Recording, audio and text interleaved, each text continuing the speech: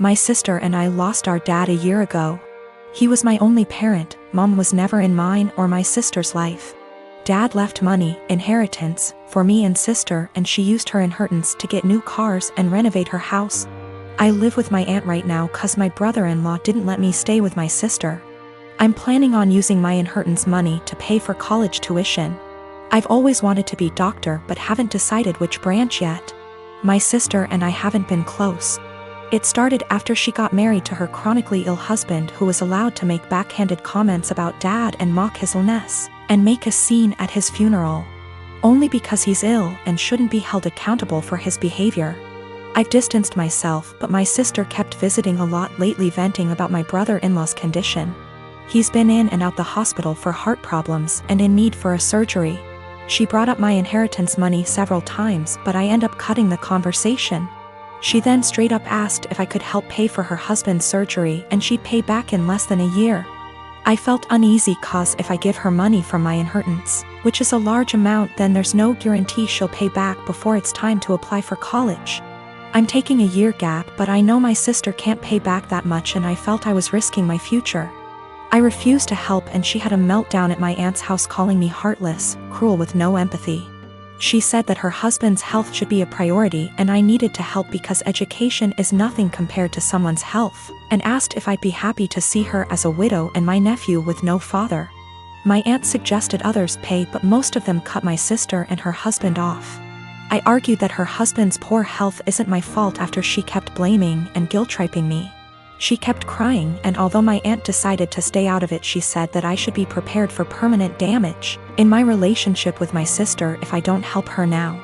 She's been sending texts and pictures of her family telling me this is what I was saying no to. A happy, healthy family with a healthy husband and father. I cried and felt like I was being selfish, not good aunt and sister. I asked my friend and he said let them sell the cars and all the luxurious stuff they bought to afford the surgery, and warned me, if I give them money I'll never get it back and may not be able to go to medical school. I travel for work and my employer allows me to spend up to $100 /day on food. If I don't use it I don't get to pocket the money. When traveling I make sure to use the full $100 every day, so I'm eating very well. My wife is upset with me because I get to eat out for every meal at least 2 weeks a month. She says it isn't fair and I should just go to the grocery store and bring back food to my hotel. I've explained to her that it doesn't make sense since I don't get to keep the money if I don't use it. Every evening when I call her she wants to know exactly what I ate. She can see the credit card statements reimbursed by employer, so she knows how much I spent. She'll see I spent $75 on dinner and start freaking out about how wasteful I am. I take her out for dinner at least 2 times a week when I'm in town, and she goes out several times a week with friends when I'm not in town. This whole thing just seems irrational and it is really putting a strain on our relationship. I haven't gained any weight and am in great shape. I focus on quality of food much more than quantity. Most hotels have a small gym and / or a pool. I can't buy groceries or gift cards to bring home. It is against policy. I submit pictures of the receipts, so this wouldn't work. I track all my expenses and submit receipts for reimbursement weekly. I float the money for 7 days max. Usually I have around $3,000 to $4,000 in expenses per week, which we can make work without any issues since I pay for all my food, airfare, hotels, and car rentals myself. I collect an enormous amount of points and other perks. These points allow me to go on at least 2 vacations a year with my wife for next to nothing. We went to Spain early this year for 2 weeks and spent under $400 for the entire trip. Not using a company card is one of the best perks. Using a different credit card is not on the table. My wife and I have all our finances together. We both think it's important to be 100% transparent with money. We don't have any kids. She started a business selling Mary Kay a few years ago. She is working really hard to expand and find new customers. She likes the idea of being her own boss, and I try to do everything I can to support her. I'm rarely gone for 2 weeks at a time. Sometimes I'm gone for only 2 days. On average a trip lasts 5 days and I go on 3 a month. A lot are saying Mary Kay is a pyramid scheme. I don't really know that much about the details of the business. I see a lot of women selling makeup, candles, and diet-related products, so I thought this was normal. We've put in around $50,000 over the past 2 years. Most of the money goes towards buying inventory and training seminars. I'll have to do some research to see what is going on. My day-to-day is anything but glamorous. I've spent more time in the airport than I even care to think about. Things go wrong often on the logistical side. My work can be very stressful, but I've gotten very good at managing the workload. My boss encourages us to use the full expense amount. He understands the stress involved traveling so much. He's actually working on increasing the amount to $140//day because of inflation. My sister called me saying that her work had an emergency and she needs to get there ASAP and needed me to watch her kids because no one else can. I rushed over there just to find her husband locked in his game room playing video games. I asked her why she called me over if he was home, and she said he didn't want to babysit because it was his only day off. Sister left, and I started hanging with the kids. I was changing the baby's diaper and the other kids wanted a snack. I told them to go ask their dad to make them a snack since the baby had a blowout and it was going to take a while to clean him up. Well, their dad sent them back upstairs and told them to ask me again. After cleaning the baby up, I made the kids a snack and their dad came out to eat and told me not to let the kids interrupt him on his day off. By the way, he works part-time from home, 6 days a week. I kind of snapped at him and told him it was my day off too and that he's a useless father and husband if his wife has to rely on her teenage sister rather than her own husband. He started telling me I was disrespectful and didn't understand how hard parenting is, and I told him he clearly doesn't understand how hard it is either since he considers parenting his own children babysitting. He ended up kicking me out, and apparently my sister was forced to come home because he told her she needed to figure it out, since I'm her sister.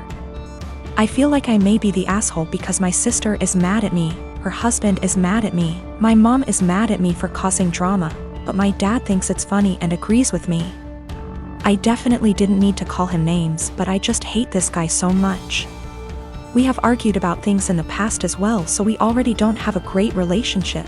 My sister is saying I need to apologize to him, and he is threatening to never let me into the kids' lives if I keep disrespecting him.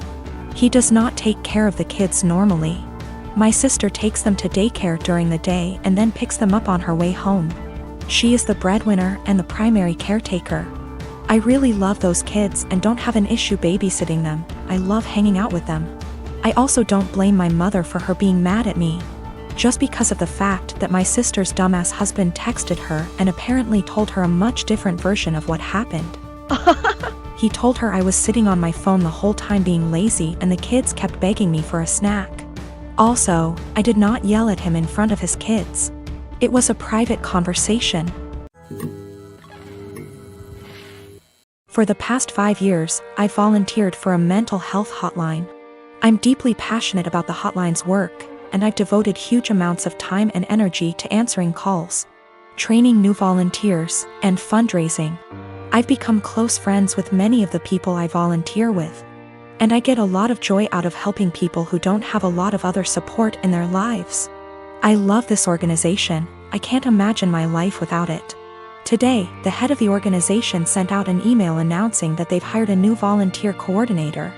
The girl who relentlessly bullied me in high school and made my life a living hell. I was completely blindsided. I moved across the continent after graduating from high school, and I have no idea how or when this girl moved to my city. I doubt she applied for this job to deliberately antagonize me, since we've had no contact since graduation and all volunteers are anonymous. So it's just a terrible coincidence. But it still means I'm going to have to be working with a person who was unbelievably cruel to me. I really don't know what to do. Obviously, all of this was a long time ago, and it's possible she's cleaned up her act since high school. But I still hate the idea of even being in the same room as this girl. I've had her blocked on every platform for, wow, over a decade now. It looks like my only options are to A, tough it out and deal with this person coming back into my life, or B, quit the hotline after 5 years of service. I went for my regularly scheduled afternoon shift at the hotline. And the girl just happened to be there for some kind of orientation. I wasn't expecting her to be there, so I initially just kept my head down and ignored her. A little while into the shift, she came over to introduce herself, and genuinely didn't seem to recognize me. I've cut my hair and gotten glasses since high school, so that could have been it. It was a very brief interaction, and I didn't say anything to her in return, just nodded and smiled. After she left, I asked my shift supervisor if I could speak with her privately. I followed some of the advice here, just letting her know that I have a history with this person and I'm not comfortable working with her directly. The shift supervisor was very understanding and said that she could arrange for me to only serve shifts when the girl isn't supervising. She also offered to let me schedule my shifts through her instead of through the girl, which I appreciated.